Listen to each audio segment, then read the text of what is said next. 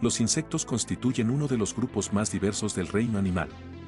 Con más de 1 millón de especies estimadas hasta la fecha, representan aproximadamente entre el 75 y 80% de toda la vida animal conocida en la Tierra. Son pequeños organismos que han colonizado prácticamente todos los ecosistemas del planeta, desde las profundidades de las selvas tropicales hasta los áridos desiertos e incluso las frías regiones polares. Su éxito evolutivo se debe a una combinación de factores, entre ellos, un tamaño reducido que les permite aprovechar recursos limitados, su capacidad de reproducción rápida y, en muchos casos, su habilidad para volar, otorgando una ventaja especial para dispersarse y escapar de depredadores. Asimismo, los insectos han desarrollado adaptaciones extraordinarias, como exoesqueletos resistentes, sistemas de metamorfosis que optimizan su ciclo de vida y otra variedad de estrategias de supervivencia, desde el camuflaje hasta la producción de toxinas.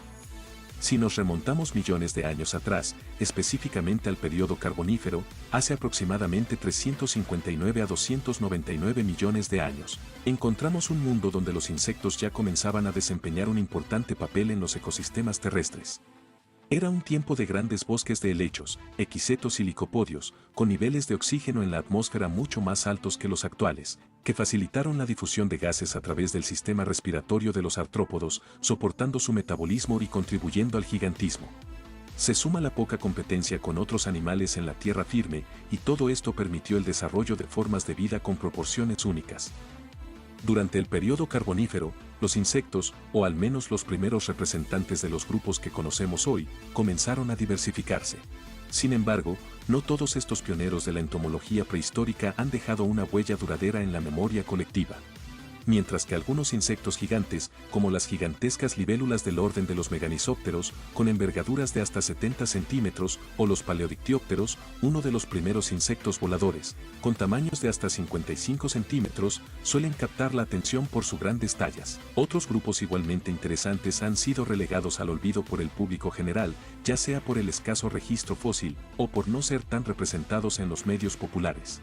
Y aunque más desconocidos, también jugaron un rol en los ecosistemas de aquellos tiempos. Entre estos habitantes del pasado que rara vez se mencionan, se encuentran un grupo de insectos que recuerda en cierta medida a una mantis religiosa y a un saltamontes, siendo sin duda alguna fueron uno de los mayores depredadores de su época. Los titanópteros.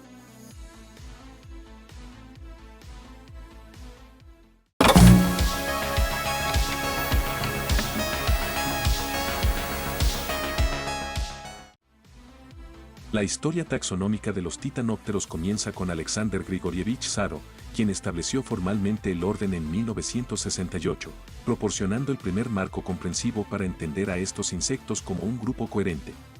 La clasificación inicial de Sarov se basó en especímenes descubiertos en Asia Central, particularmente de la formación Madigen del Triásico en Kirguistán, que produjo ejemplares notablemente bien conservados, lo que permitió un análisis detallado de su morfología.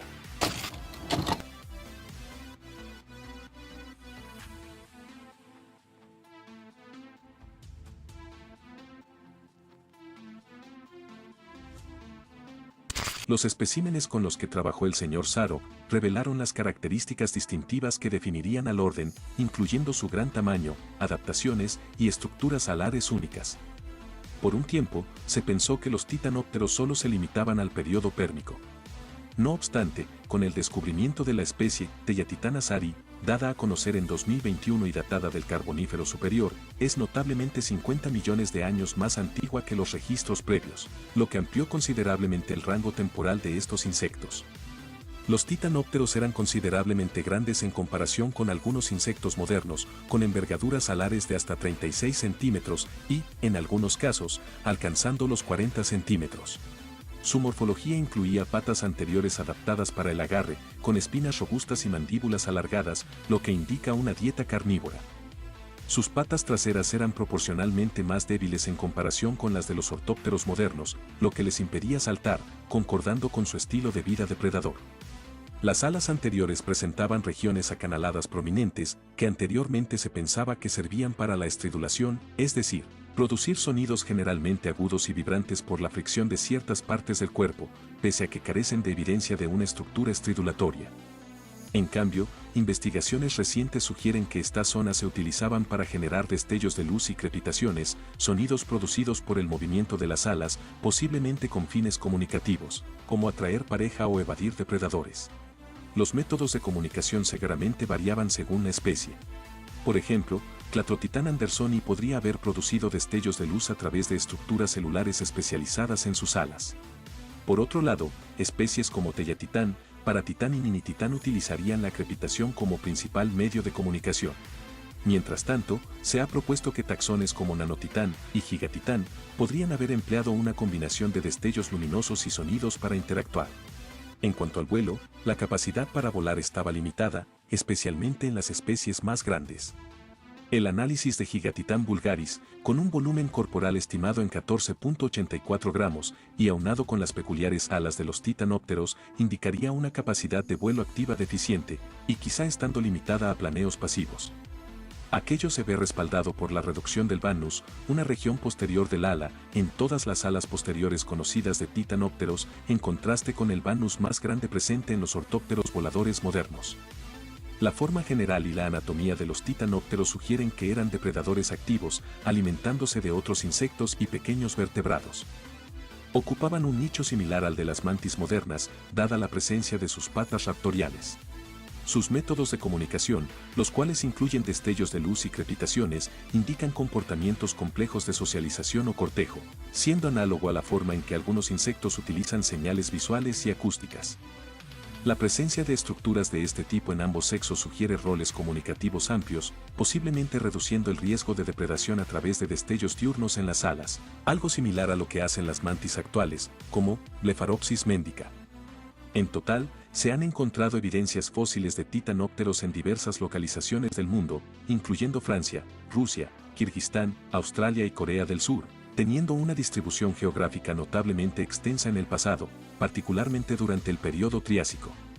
A lo largo de la paleogeografía pérmico-triásica, Asia Central y parte de Rusia se encontraba al norte del mar de Tetis, mientras que Australia estaba situada al sur, con ambas áreas estando conectadas por las regiones que se extendían a lo largo del margen occidental de Tetis, como el norte de África, Arabia e India. Dicha configuración geográfica sugiere que los titanópteros podrían haber habitado también estas áreas circundantes al margen occidental del océano. Con el tiempo, hacia el Triásico tardío, las masas continentales de lo que hoy es Japón, Corea, China del Sur e Indochina se fusionaron para formar una gran masa continental ubicada al este del mar de Tetis, lo que implica que los titanópteros podrían haber tenido una distribución aún más amplia. La evidencia de titanópteros en Corea refuerza la idea de una posible distribución que bordeaba el antiguo mar de Tetis, destacando su rol importante en la ecología terrestre del Triásico. Este orden se agrupa en 5 familias reconocidas, como son los mesotitanidos, los paratitánidos, los gigatitánidos y los tellatitánidos. Y como habrás notado, todos los géneros dentro de este orden comparten el sufijo o infijo la palabra, titán. Lamentablemente, no todo es miel sobre hojuelas en cuanto al estudio de los titanópteros. Actualmente, el estatus taxonómico de este orden es, por así decirlo, complicada, debido a la falta de claridad sobre su posición filogenética dentro del grupo de los insectos. Inicialmente, Alexander Sharot sugirió que los titanópteros se originaron de una familia de ortópteros poco conocida proveniente del Pérmico, los comambícidos, implicando que dicho grupo sería parafilético.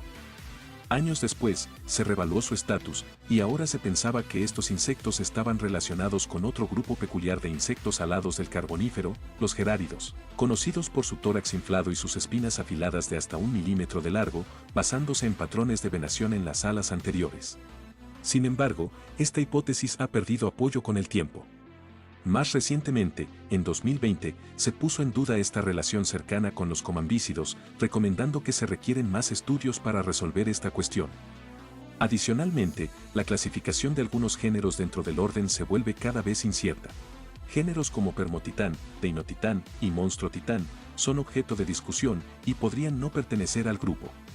De manera similar, al menos un ortóptero extinto ha sido reasignado fuera de este orden. El género, Jubileus, fue inicialmente clasificado dentro de la familia Mesotitanidae, hasta que luego fue reconsiderado como parte de los comambícidos.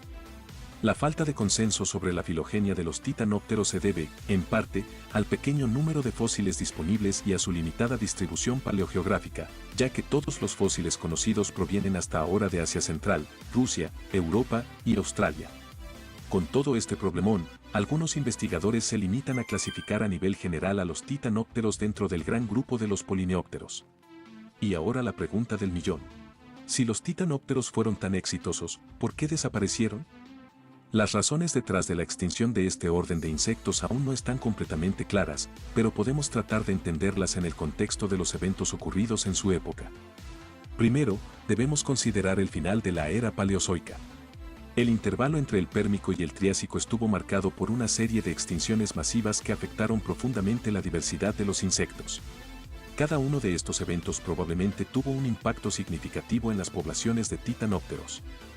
Se estima que, entre 266 y 237 millones de años atrás, entre el 64,5 y el 82,6% de los géneros de insectos se vieron severamente mermados. Dichos eventos de extinción tuvieron efectos diferentes sobre los principales clados de insectos y algunos grupos fueron más gravemente afectados que otros. El registro fósil de insectos muestra un pico de diversidad durante el Triásico temprano, seguido de un notable declive, lo que indica una importante rotación en las comunidades de insectos a lo largo de este periodo.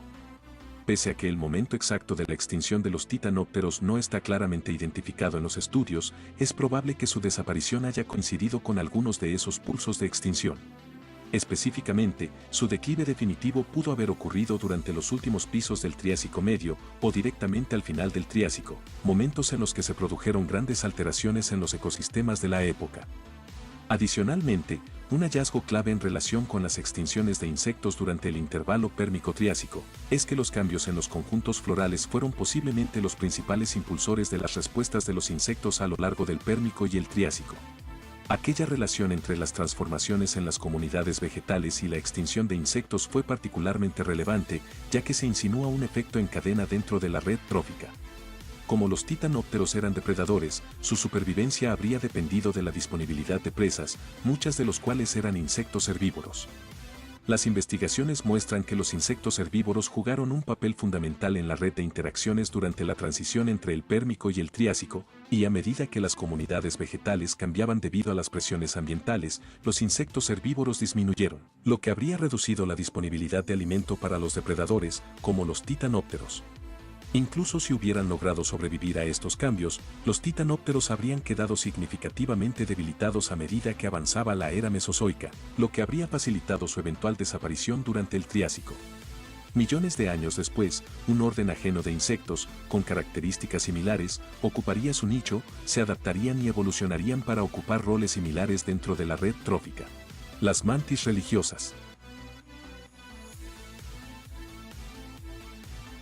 Si te ha gustado el video, te invito a darle me gusta, compartirlo y dejar tu opinión en los comentarios. Además, puedes sugerir qué otro animal prehistórico te gustaría ver. No olvides seguirme en TikTok, que es mi cuenta principal por el momento, para estar al tanto de nuevos contenidos. Nos vemos el próximo domingo.